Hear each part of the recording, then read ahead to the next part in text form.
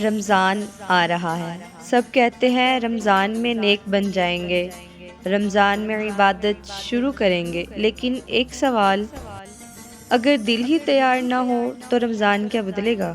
رمضان سے پہلے لوگ ایک بہت بڑی بات کو نظر انداز کر دیتے ہیں، اور وہ ہے دل کی تیاری۔ ہم کپڑے، کھانے، بازار، سحر و افطار کی لسٹ بنا لیتے ہیں، لیکن یہ نہیں سوچتے کہ دل میں کینہ ہے، کسی کا حق مارا ہے، نمازوں میں سستی ہے، زبان سے گناہ نہیں رک رہے۔ رمضان عبادت کا مہینہ ہے، لیکن تیاری شعبان اور رمضان سے پہلے ہوتی ہے۔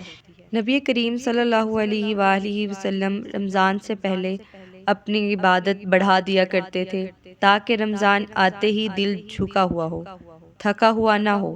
اگر رمضان بغیر تیاری کے آ جائے تو اس کا نقصان کیا ہوگا؟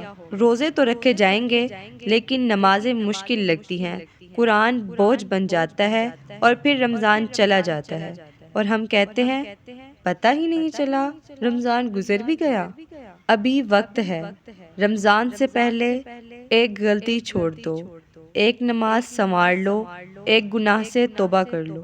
یاد رکھو، رمضان خود کو بدلنے آتا ہے، لیکن وہی بدلتا ہے جو پہلے جھک جاتا ہے۔ اسی لیے شعبان کے مہینے کی بہت زیادہ فضیلت اور خصوصیت آئی ہے۔ رمضان سے پہلے شعبان آتا ہے۔